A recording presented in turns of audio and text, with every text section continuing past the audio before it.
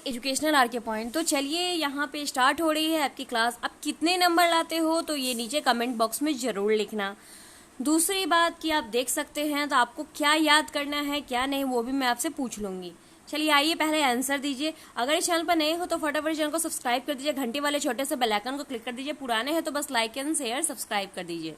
देखिए एक बात मैं आपको बताती हूँ, अगर आपने 1000 का फॉर्म भरा है, अगर आपकी तैयारी अच्छी नहीं होगी तो फिर वो फॉर्म तो बेकार हो जाएंगे ना, कॉलेज भी नहीं मिलेंगे। क्या सोचते हो, क्या कह रहे हो?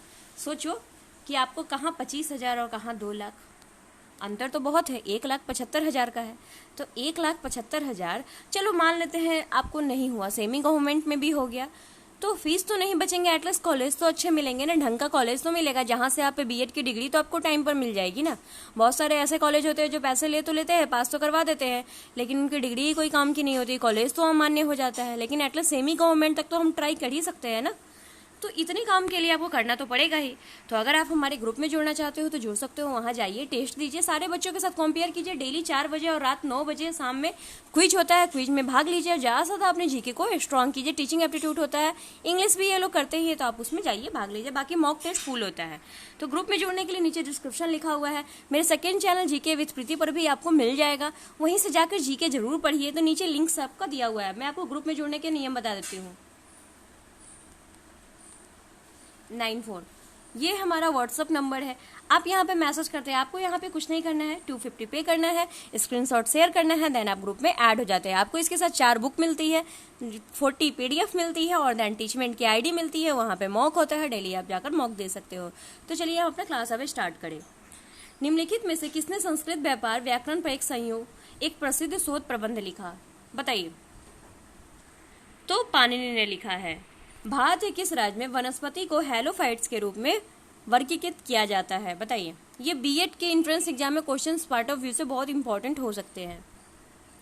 तो सुंदरवन। नव वर्ष के अवसर पर उगादि का आयोजन किस राज्य में किया जाता है?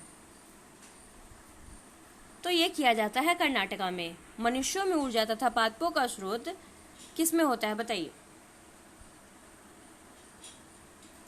तो ये होता है भोजन में। सितारा देवी का संबंध किससे है?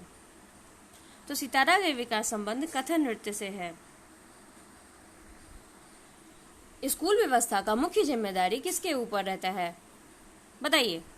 तो ये रहते हैं प्रिंसिपल के ऊपर। प्रिंसिपल जो होते हैं ना, देखिए आप लोग अगर झगड़ा लड़ाई करना है तो कमेंट में ना कीजिए, बाहर जाकर कीजिएगा। शिक्षक छात्रों की क्षमता को किस तरह से मापता है? बताइए, फटाफट बताइए। तो शिक्षक छात्रों की क्षमता छात्रों की जांच कर कर मापता है। कैसे आप आते हो तो आपको पहले जांचा जाता है कि आपको क्या आता है क्या नहीं आता है। नेक्स्ट चलते हैं। आदत किसे कहते हैं? बताइए।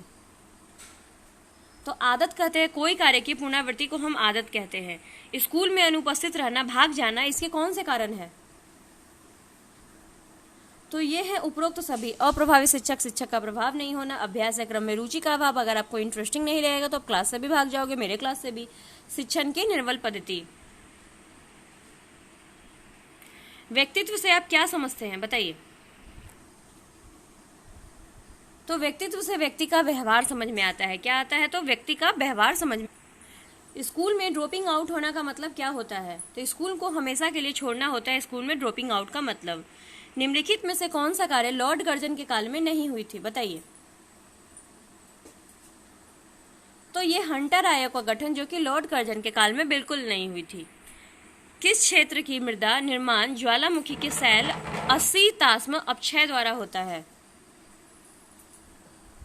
तो वो होता है दक्कन का पठार। कौन सा होता है? तो दक्कन का पठार। छऊ किस राज्य का प्रसिद्ध लोक नृत्य है? तो ये है झारखंड का। कहाँ का है? तो झारखंड का है। नेक्स्ट चलते हैं। निम्नलिखित में से किस कोशिका को हम आत्महत्या के थैली के रूप में जानते हैं? तो लाइसोसोम को हम आत्महत्या के थैली के रूप में जानते हैं। किसको जानते हैं? तो लाइसोसोम को जानते हैं। नेक्स्ट अब हम आते हैं कुछ कंप्यूटर के क्वेश्चंस करते हैं। तो कंप्यूटर के आविष्कारक कौन है? बताइए। तो ये है चार्ल्स बैबेज। सबसे पहला कंप्यूटर का क्या नाम था? तो सबसे पहला कंप्यूटर का नाम था इनियाक। नेक्स्ट चलते हैं। आधुनिक कंप्यूटर की खोज सर्वप्रथम कब हुई थी? तो ये हुई थी 1946 में। नेक्स्ट चलते हैं, कंप्यूटर के क्षेत्र में महान क्रांति कब से आई? तो ये आई 1960 से। कंप्यूटर के क्षेत्र में महान क्रांतिकारी आ गई थी। कंप्यूटर की हिंदी नाम क्या है बताइए? तो कंप्यूटर का हिंदी नाम है संगणक। क्या है? तो संगणक है। कंप्यूटर साक्षरता दिवस कब मनाया जाता है?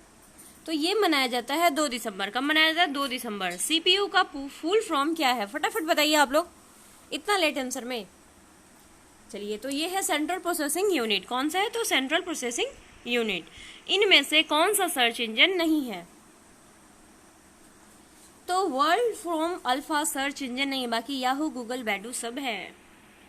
निम्नलिखित में से कौन सा इनपुट इकाई है? तो ये है इनमें से सभी, माउस, कीबोर्ड, स्कैनर सारे इनपुट हैं। बाहर से डालते तो भी तो अंदर में वो दिखता है ना, फ्लैश। 1 किलोबाइट कितने बाइट के बराबर होते हैं? तो 1 किलोबाइट 1024 बाइट के बराबर होते हैं। चलिए, इसी के साथ यहीं पे इसको समाप्त करते हैं। मिलेंगे नेक्स्ट वीडियो में। Thank you for watching us.